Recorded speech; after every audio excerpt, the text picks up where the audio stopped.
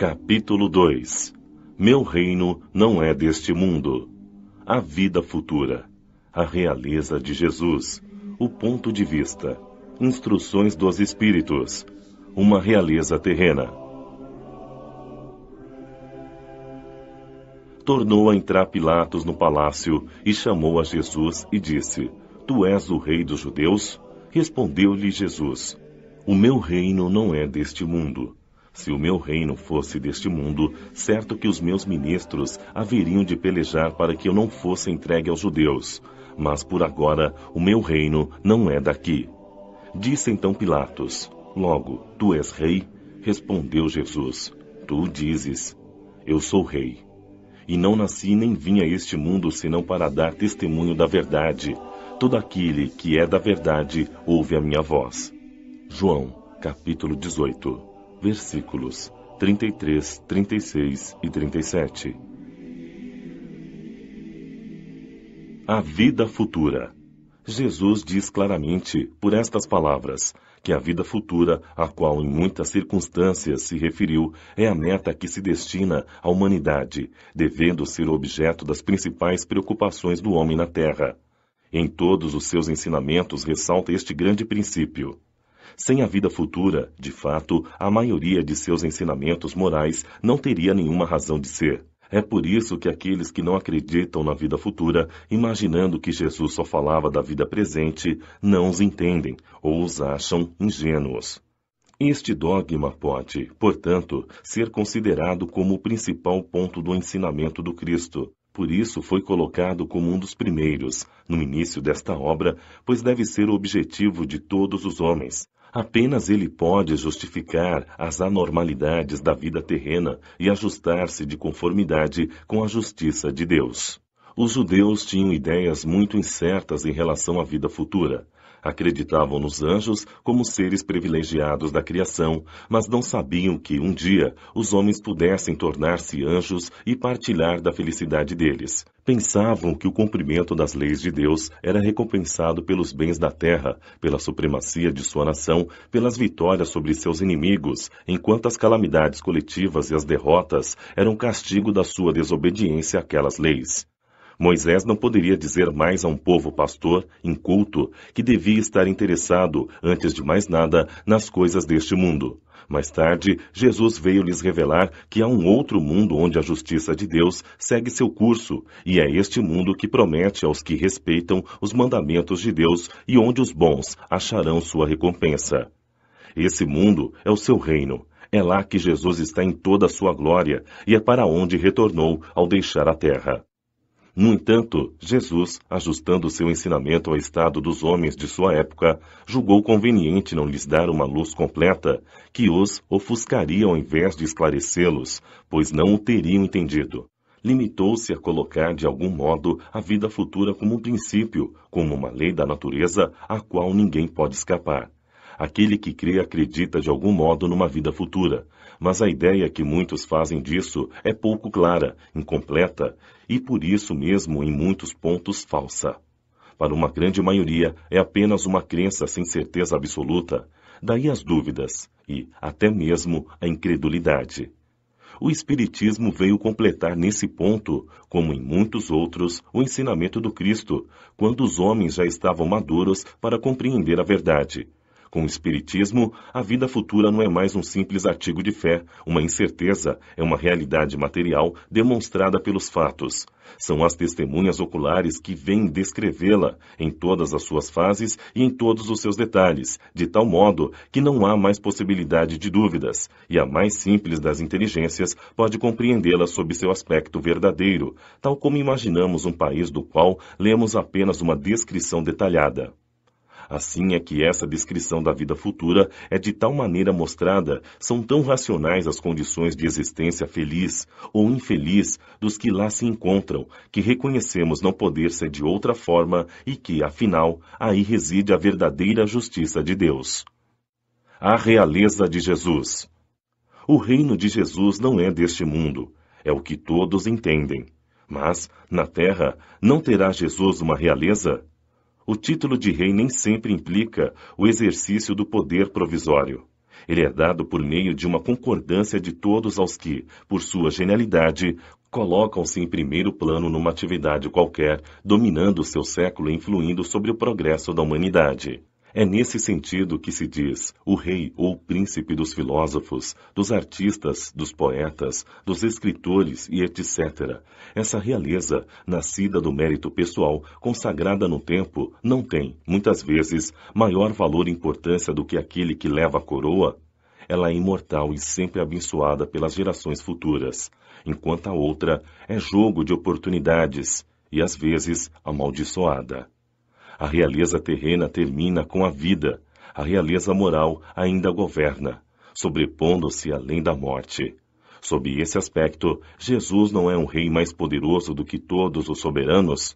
Foi, pois, com razão que disse a Pilatos: Eu sou rei, mas meu reino não é deste mundo. O ponto de vista.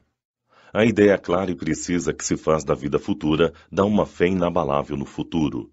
E essa fé tem enormes consequências sobre a moralização dos homens, uma vez que muda completamente o ponto de vista sob o qual encaram a vida terrena.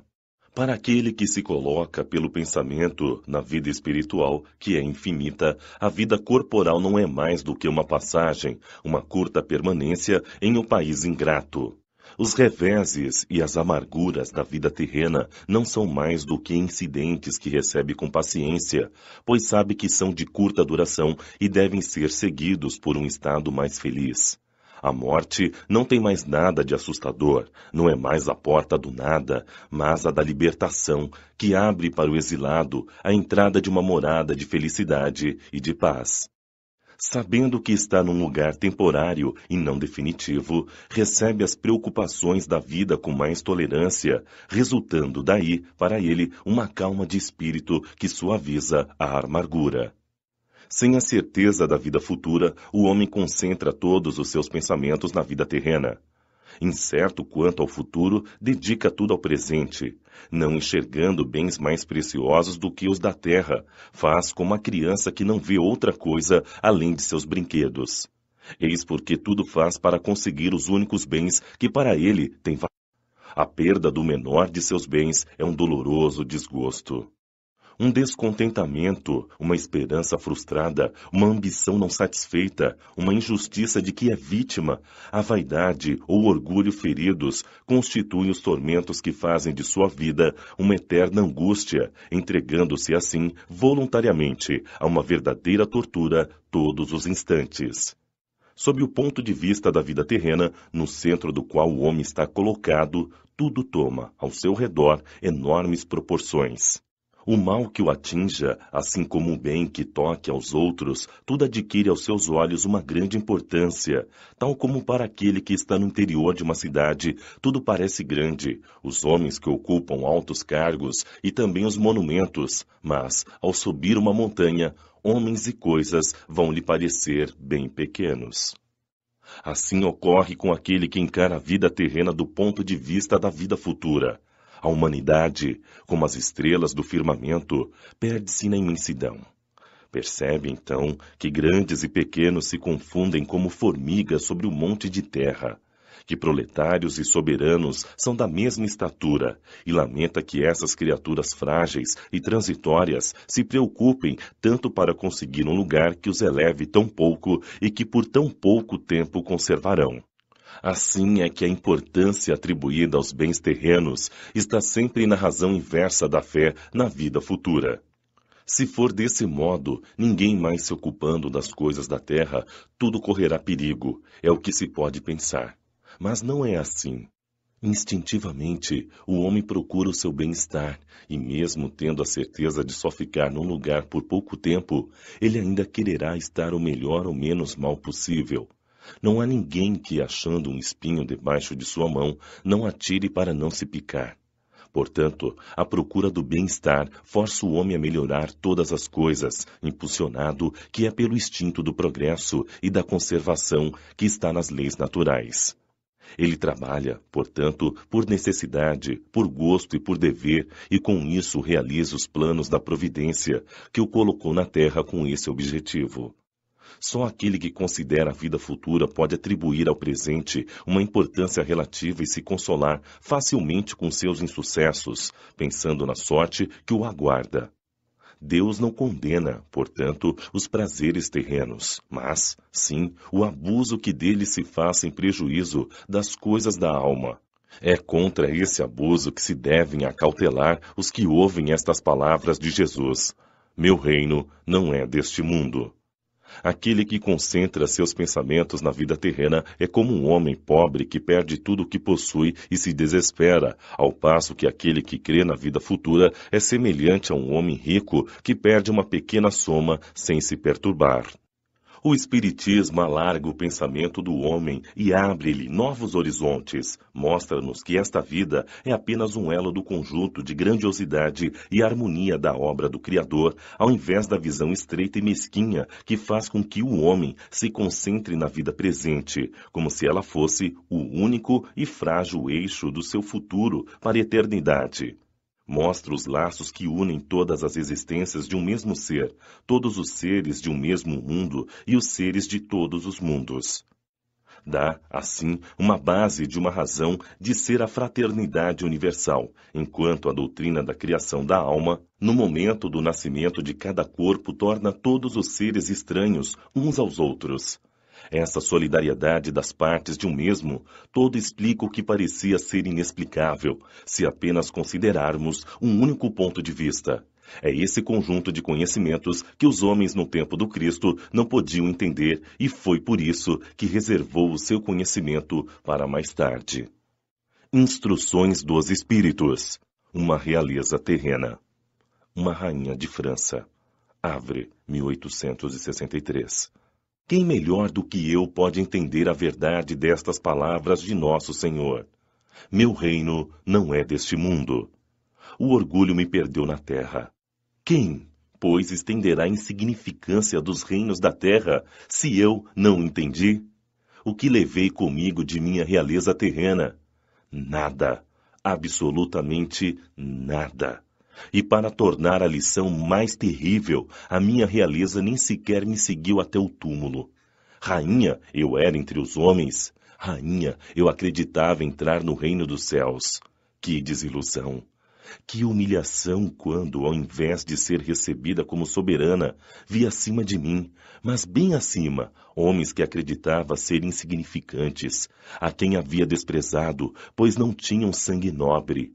Então compreendi a inutilidade das honras e das grandezas que se procuram com tanto desejo na terra. Para se preparar um lugar neste reino celeste, é preciso a abnegação, a humildade, a caridade em toda a sua prática cristã, a benevolência para com todos. Não se pergunta o que foste e que posição ocupaste, mas o bem que fizeste, as lágrimas que enxugaste. Senhor, Jesus, disseste que o teu reino não é deste mundo, pois é preciso sofrer para alcançar o céu, e pelos degraus do trono não nos aproximamos dele. São os atalhos mais difíceis da vida que nos levam para lá. Procura então um caminho nas dificuldades e nos espinhos, e não entre as flores. Os homens correm atrás dos bens terrenos como se pudessem guardá-los para sempre, mas aqui não há mais ilusões. Logo percebemos que apenas nos apoderamos de uma sombra e que desprezamos os únicos bens sólidos e duráveis, os únicos que nos seriam úteis na morada celeste, e os únicos que poderiam dar acesso a essa morada. Tem piedade dos que não ganharam o reino dos céus. Ajuda-os com tuas preces, pois a prece aproxima o homem do Altíssimo. É o traço de união entre o céu e a terra. Não esqueças.